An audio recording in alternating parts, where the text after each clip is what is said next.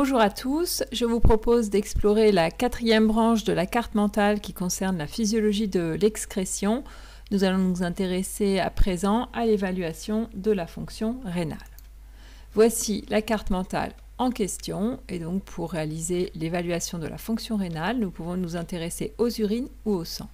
Concernant les urines, revenons déjà sur la composition de l'urine. L'urine est constituée à 95% d'eau et 5% de soluté.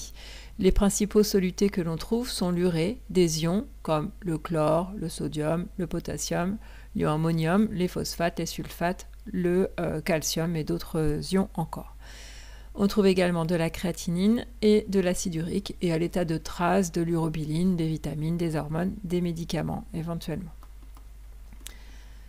Concernant l'examen de l'urine, l'examen va porter à la fois sur l'aspect de l'urine.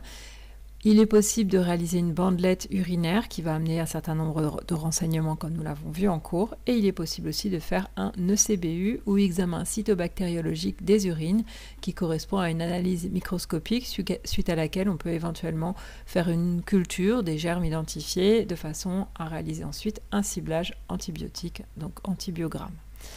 Nous avions évoqué deux types d'infections, je ne reviens pas sur le détail, il s'agit de la cystite qui est aussi qualifiée d'infection urinaire basse et de la pyélonéphrite qui est qualifiée d'infection urinaire haute. Concernant le sang, on peut s'intéresser à certains paramètres sanguins pour évaluer cette fonction rénale, par exemple l'urée ou encore la créatinine contenue dans le sang. On parle donc d'urée sérique ou urémie ou azote uréique du sang, donc BUN en anglais. Et on peut s'intéresser donc à la créatinine, donc sérique ou créatininémie. Que ce soit l'urée ou la créatinine, quand celle-ci augmente, cela témoigne d'une diminution du débit de filtration glomérulaire du DFG et donc d'une altération de la fonction rénale. Autre paramètre qui va nous intéresser, c'est ce qu'on appelle les clérances.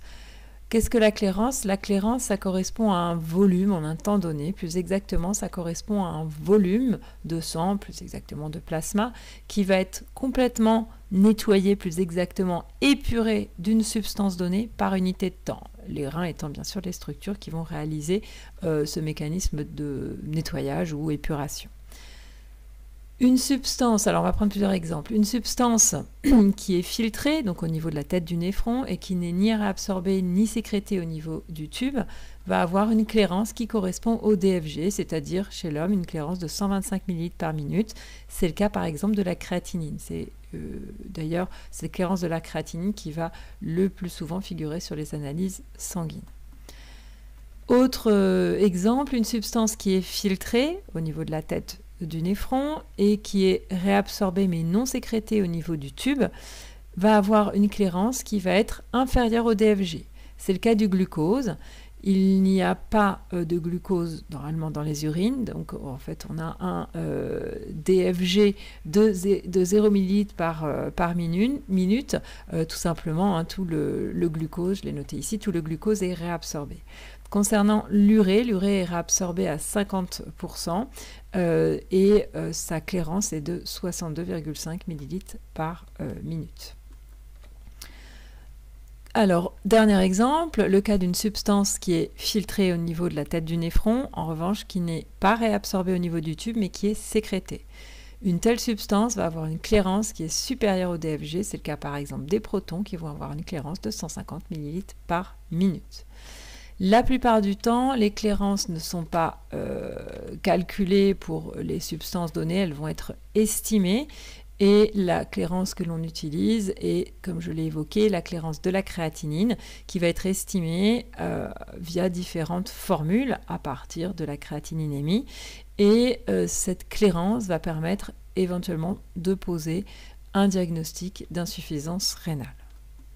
Nous avons donc terminé avec cette évaluation de la fonction rénale et je vous dis à bientôt pour la branche suivante concernant le devenir de l'urine.